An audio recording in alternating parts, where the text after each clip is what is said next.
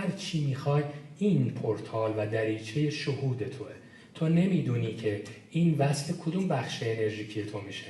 وصل بدن احساسیت میشه، بدن ذهنیت میشه، بدن کیهانیت میشه، وصل روحت میشه، روح بزرگت میشه. من نمیدونم، ولی میدونم من در پورتال بزرگ شکرگزاری، در حفاظت نام مقدس پروردگار و قصد فعالم، هیچ چیزی به من متصل نمیشه. پس هر چیزی که از قلب من بیاد درسته. نشانش چیه؟ همونطوری که گفتیم ذهن با لذت، با هیجان نشانشه، تابلوهای قلب شوق، شادمانی و آرامشه. برای همینه که این نشانه به این واضحی. تو میخوای یک کاری بکنی، میگه از نقطه امنت خارج شو. یک چیزی که غیر منطقیه، اما قلب ازش آرامش داره. تجربه کردی؟ میگی من اگر این سفر رو برم 1 ریال پول تو جیب من نمیمونه. قلب تو میگه برو.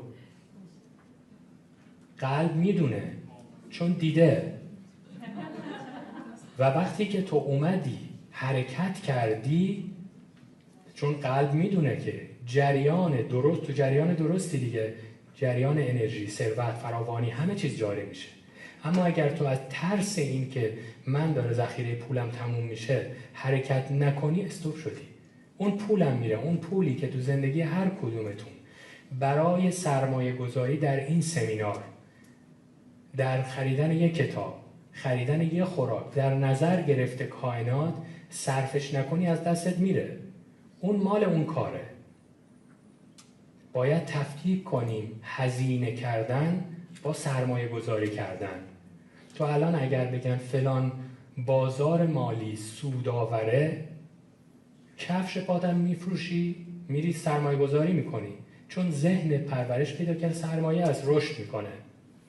چرا برای آگاهی خودت، دانش خودت، ورزش کردن، غذا خوردن سرمایه نمیدونی؟ چرا اونو هزینه میبینی؟ وقتی هزینه میبینی میمونی توش.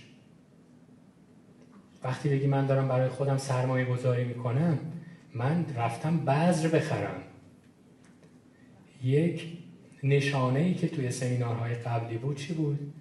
یه خودکاری که روش بذر بود. اون بذره چیه؟ خودتی. من تو این سمینار بذر خودتون رو بهتون هدیه میدم.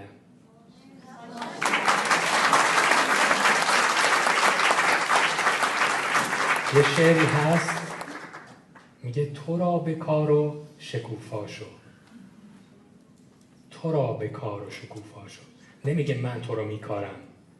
تو را به کار و شکوفا شو. خودتو بکار، شکوفا شو. هیچ بذر دیگه ای دست تو نیست غیر از این که خودتو بکاری.